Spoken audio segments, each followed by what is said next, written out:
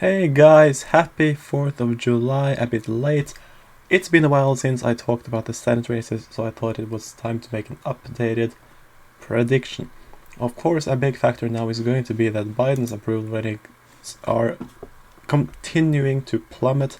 When you think that they cannot go lower, they reach this, a minus 19, which just says that both not only Republicans but also Democrats and the majority of independents disapprove of Biden.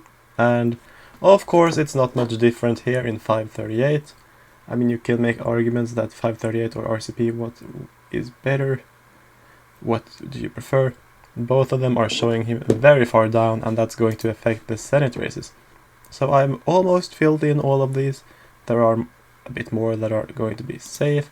Florida is safe, and Illinois as well, I think, at this point, because Republicans could really make this one competitive. They could nominate someone competent like Rodney Davis or, let's see, Randy Holtzgren maybe.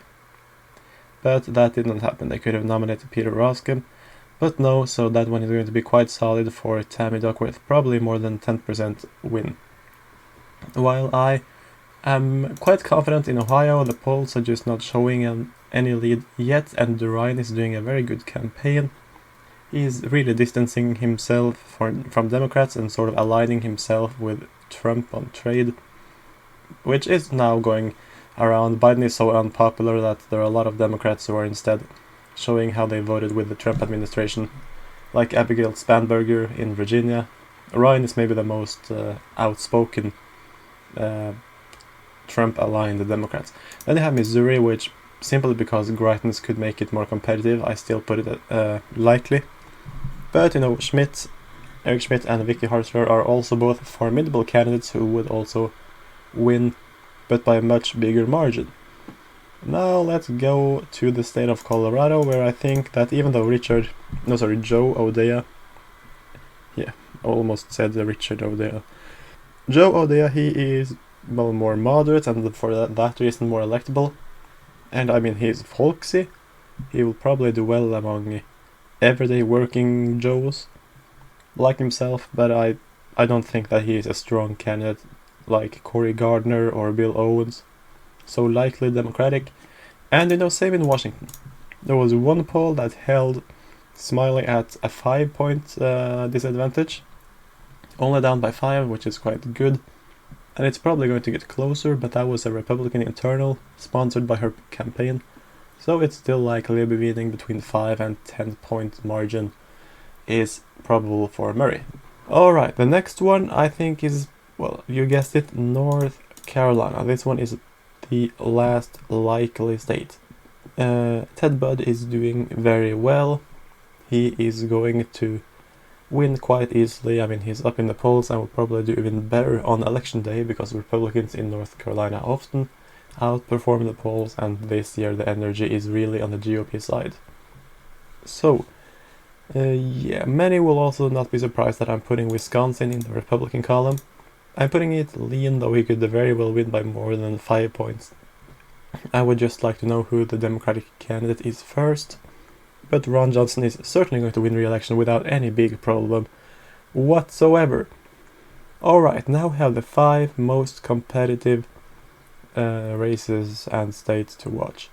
And even though the polling aggregate in all of them are slightly favorable to the Democrats, I think we have to look between the lines.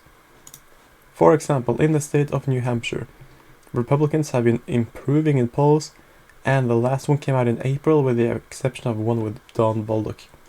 The thing is, it sort of is leaning Democratic according to most.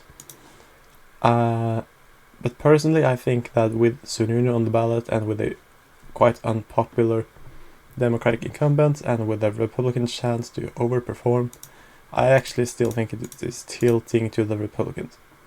Now, I believe that, this is in Nevada, but let's just go to Georgia.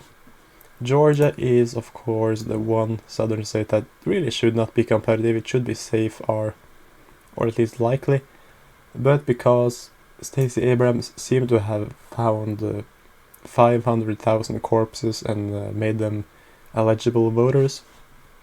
That one is also competitive, and Warnock is actually slightly up in the polls. I still think it will go to the Republicans because, well, the energy factor.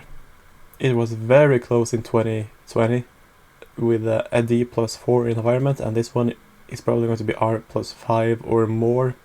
So I think, yeah, it's going to be Republican there. In the state of Arizona, the polling is just suggesting a very uphill climb for about any Democrats. Mark Kelly is not a moderate like Sinema. He is voting extremely progressive, and I believe that the Progressive Institute have given him an A because even though he's not the most radical Democrat in the Senate, he votes far to the left of the competitive nature of his state, or what the competitive nature of his state would suggest. So I'm going to put it as tilt Democrat. The remaining two are, of course, Laxalt in Nevada, which I'm going to put as lean, because he is a formidable candidate. Cortez Masto is not a bad candidate for a Democrat, but she is quite partisan and should not really have any independent or conservative appeal.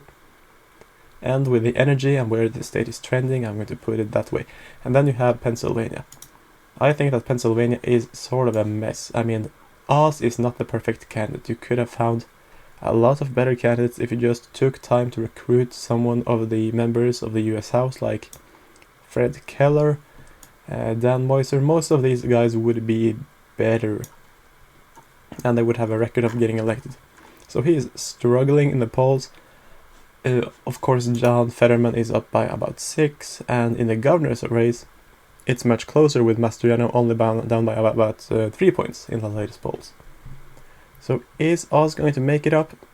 I think in the end that the suburban revolt against the Democrats in the Philadelphia area will really help him, and Trump will campaign and get the vote out. So I'm going to put it as tilt Republican, but it should not be that close at all. I don't think John Fetterman is that good of a candidate, but Oz is just more authentic, I think. So yeah, this is where we stand right now. But you know, with Biden's approval ratings looking like this, I mean, it could certainly be a lot redder.